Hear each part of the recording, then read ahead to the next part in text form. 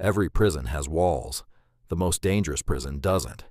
It has a paycheck, a relationship, a mortgage, a reputation, a life you've spent so many years building that the thought of walking away feels impossible.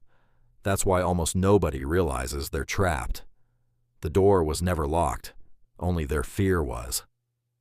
Now here's the strange part. The people with the least freedom usually look the most successful. The executive earning six figures, who can't quit. The entrepreneur making millions, who can't sleep because losing one client would destroy everything. The husband who smiles in public, but feels alone in his own marriage. The influencer with millions of followers, terrified of saying what they actually think. From the outside, they look powerful. Inside, they're negotiating with invisible chains, because power has never been about how much you own. It's about how much owns you. And once you understand that, you begin seeing the world very differently, not as a battle between the strong and the weak, but between the dependent and the free. Imagine two strangers sitting across from each other. Same table, same contract, same opportunity. One of them desperately needs the deal. The other doesn't. Before anyone speaks, before a single argument is made, before the negotiation even begins, one person already has the advantage. Not because they're smarter, not because they're richer, because one of them can stand up, shake hands, and leave. The other can't. That single difference silently changes everything. People think leverage comes from intelligence. It rarely does. Leverage comes from independence, and independence begins where dependence ends. Imagine a wolf and a chained dog. The dog eats every day. The wolf doesn't. The dog sleeps under a roof. The wolf sleeps in the cold. If you asked most people which life is safer, they'd point to the dog, but ask a different question. Which one is free? Safety and freedom have never been the same thing. History is full of people who traded one for the other, without realizing the price they were paying. The frightening part is that almost nobody makes that trade consciously. It happens slowly. One compromise, one excuse, one promotion, one mortgage, one relationship you stay in because leaving feels harder than surviving. Then one morning, you wake up and realize something terrifying. You no longer recognize which decisions are actually yours. Because when dependence becomes normal, it stops feeling like dependence. It starts feeling like life. That's why the strongest prisons don't need bars. People guard the exits themselves. This is where most advice completely fails. People tell you to become more confident, speak louder, stand taller, make eye contact, negotiate harder. None of that matters if fear is still making your decisions. Confidence without freedom is performance. Real confidence appears only after you've accepted something most people spend their lives avoiding. You can lose almost everything and still remain yourself. Read that again, because almost every psychological weakness begins where identity becomes attached to something temporary. A title, a salary, a relationship, a social circle, a reputation. Take those away, and many people no longer know who they are. That's not confidence. That's borrowed identity. Think about ancient kingdoms. Few empires collapsed because the enemy was stronger. Most collapsed because they became dependent. Dependent on one trade route, one alliance, one harvest, one ruler. Once a single point of failure appeared, their enemies no longer needed to destroy everything. They only needed to destroy one thing. Human beings work exactly the same way. If your happiness depends on one person, life only has to remove one person. If your confidence depends on success, life only has to give you one failure. If your peace depends on certainty, life only has to introduce uncertainty. Do you see the pattern? The world doesn't need to fight you. It only has to touch the one thing you've built your identity around.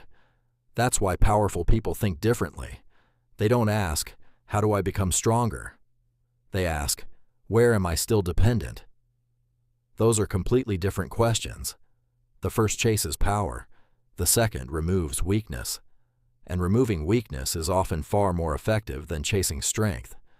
Imagine carrying a backpack filled with rocks. You spend years trying to become stronger, lifting heavier weights, training harder, learning new techniques. Or you could simply put the backpack down. Most people are trying to become stronger without noticing what they're carrying. Fear, approval, comparison, regret, the need to be understood, the need to always be right, the need to always be chosen.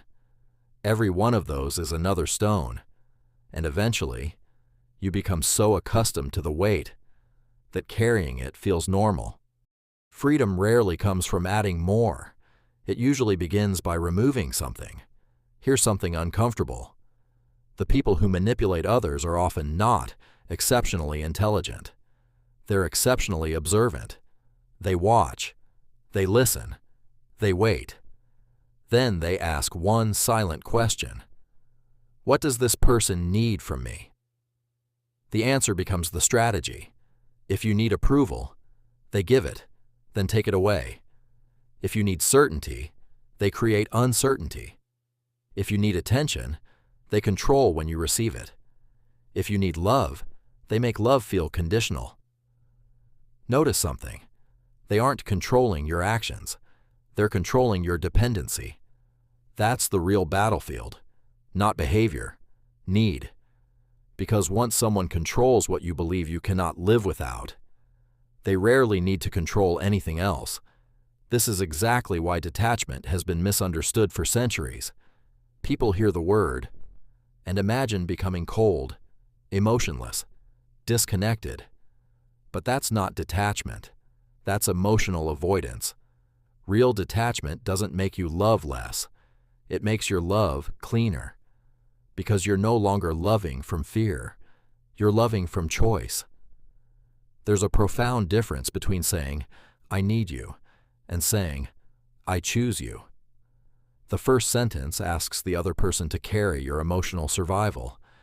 The second offers companionship between two complete people.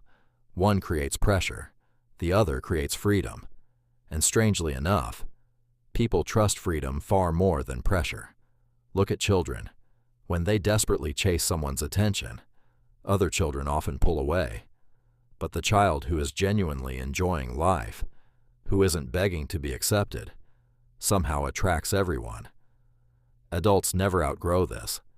We simply become better at hiding it. Neediness wears expensive suits. It drives luxury cars. It builds impressive resumes. But underneath, it's still neediness. And people can feel it, even if they can't explain why. The strange thing about freedom is that you don't notice you've lost it. Nobody wakes up one morning and says, today, I'll become dependent. It happens quietly. You stay in a job for just one more year. You stay in a relationship because things might improve. You silence your opinion because this isn't the right moment. One compromise never feels dangerous, but compromises accumulate. And one day, you discover you've become someone who asks permission to be yourself. That transformation doesn't happen overnight. It happens so slowly that most people mistake it for maturity. Think about a lion raised in captivity. If it's born inside a cage, it doesn't dream about the savannah. It dreams about a larger cage. That's the tragedy. People rarely desire freedom they've never experienced. They simply ask for more comfort inside the system they're already trapped in. A higher salary, a bigger apartment, a nicer office, more followers, better recognition. But almost nobody asks the more important question. Who designed the game I'm trying so hard to win? Because winning the wrong game is still losing. Machiavelli understood something most people still resist. Power doesn't begin when you become stronger than everyone else. Power begins when fewer things can be used against you. Think about that carefully. Not more power, fewer vulnerabilities. Those are completely different goals. One person spends 20 years trying to dominate every room they enter. Another spends 20 years removing everything that can manipulate them. Who do you think sleeps better? Who negotiates better? Who remains calm when life becomes unpredictable? The answer is obvious, yet almost nobody builds their life that way. Imagine carrying a glass filled to the very edge with water. Every step demands concentration. Every unexpected movement creates panic. That's how most people live emotionally. One criticism, and the glass shakes. One rejection, and the glass shakes. One financial setback, and the glass shakes. They're exhausted, not because life is unusually difficult, but because they've built a life that leaves no room for uncertainty. Freedom creates margin. Margin creates calm, and calm creates better decisions. That's why the most dangerous people in any negotiation rarely raise their voices. They don't have to. They're not fighting to protect a fragile identity. Ask yourself something uncomfortable. Who would you become if nobody applauded? If nobody noticed? If nobody approved? Would you still pursue the same goals? Would you still wake up early? Would you still build? Would you still create? Because that's where purpose separates itself from performance. Many people aren't chasing success. They're chasing witnesses. They don't want achievement. They want validation. And validation is one of the easiest currencies to counterfeit. The world will happily reward you for becoming exactly who it expects you to be.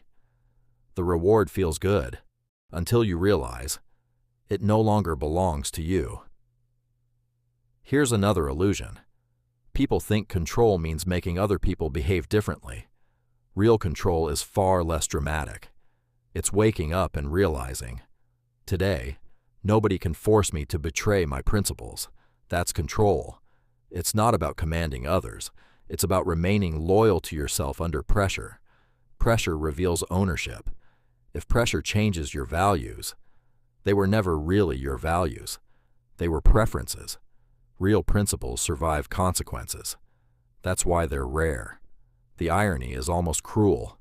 The people who fear losing everything usually lose the most, because fear makes them cling.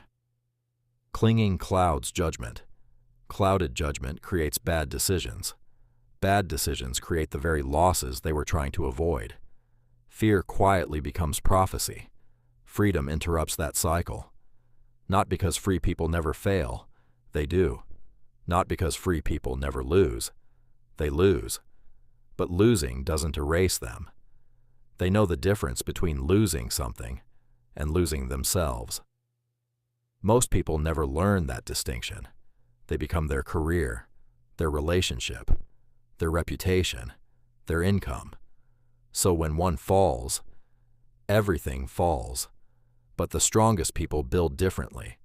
They let life become part of their identity, never the whole identity.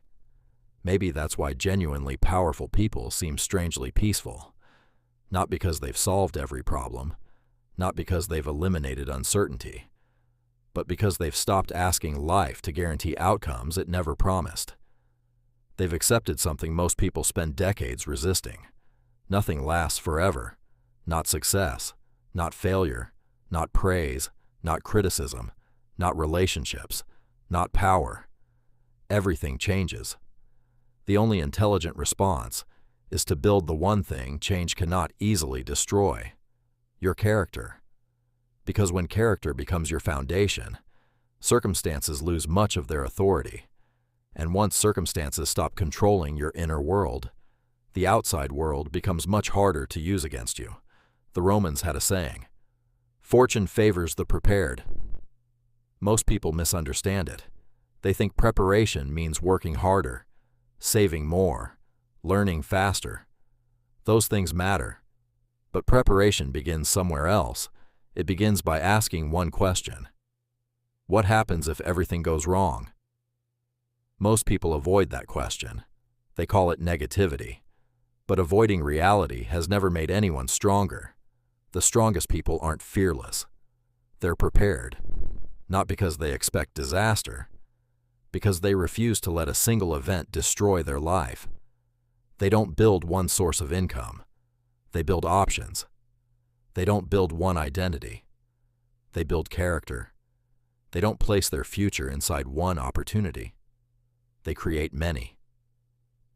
That's why resilience always looks calm. Calm isn't the absence of pressure. It's the presence of alternatives. Imagine standing on a narrow bridge. Beneath you is a deep canyon. The bridge shakes with every step. Now imagine another bridge. Wide, solid, stable. The wind hasn't changed. The height hasn't changed. Only the structure has. Most people try to remove the wind from life. The wise build stronger bridges. Because uncertainty isn't going away. Markets will change. People will disappoint you. Friends will leave. Technology will replace industries. Your body will age. None of that is personal. It's reality. Stop asking life to become predictable. Start becoming adaptable. This is where almost everyone makes the final mistake. They hear ideas like these and immediately think about leaving. Leaving the job. Leaving the relationship. Leaving the city. Leaving everything behind. But walking away is not the lesson. Being able to walk away is. There is an enormous difference. Sometimes the strongest decision is to stay. But staying because you choose to is completely different from staying because you're trapped. Two people can spend 20 years in the same company. One is a prisoner. The other is a professional who chooses to remain. From the outside, their lives look identical. Inside, they are living in different worlds. The same is true in marriage, in business, in friendship. Freedom is invisible. That's why so few people recognize it. Here's a question that may change how you see yourself. If tomorrow every title disappeared, who would you be? If nobody remembered your achievements, who would you be? If nobody admired you, who would you become? Strip away everything the world can give you, and everything it can take away. What's left? That answer is your real foundation. Everything else is decoration, and decoration cannot carry the weight of a life.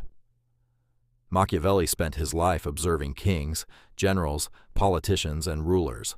Most readers think his work was about controlling others. They miss the deeper lesson. The rulers who fell weren't always the weakest. They were the most dependent. Dependent on mercenaries, dependent on allies, dependent on public opinion, dependent on fortune. Once those supports disappeared, their power disappeared with them. The lesson was never about becoming ruthless. It was about refusing to build your future on something you cannot command. That lesson has never become outdated. It simply changed its clothing. Today, the battlefield isn't only kingdoms.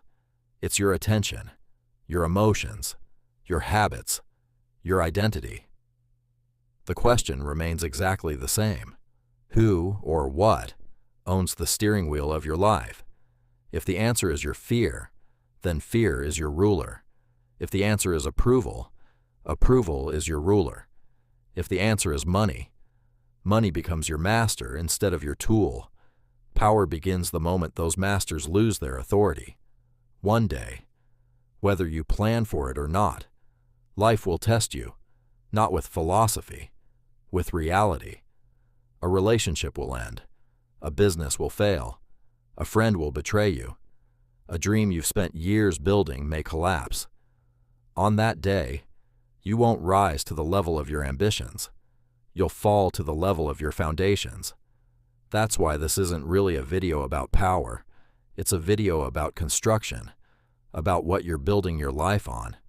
Because if your foundation is external, life will eventually shake it. If your foundation is internal, life can shake everything except you. And that's a very different way to live. So before you click away, don't ask yourself, how do I become more powerful?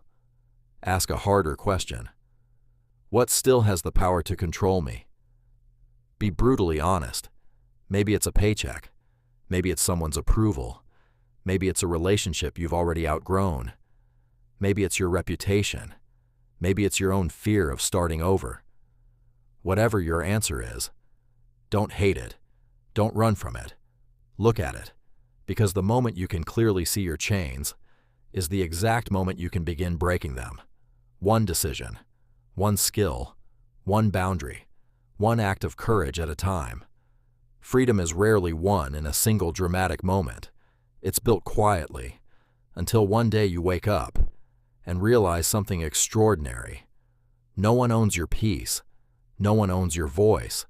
No one owns your future. Because the most dangerous person in any room isn't the loudest, isn't the richest, isn't the smartest. It's the person who can lose everything and still refuse to lose themselves. One day, without warning, life will ask you a question, not with words, but with loss. It will take away something you thought you couldn't live without: a person, a career, a dream, a version of yourself. And in that moment, you'll discover something no book can teach you. Either your life was built on what could be taken, or it was built on what never could. Maybe power was never about controlling other people. Maybe it was never about winning every negotiation. Maybe it was never about becoming untouchable. Maybe power is simply reaching the point where nothing the world removes can remove you. And when that day comes, you won't need to prove your strength. The world will already know, because the person who no longer fears losing is the person who can finally choose. And the moment your choices become stronger than your fears, you stop surviving and start living.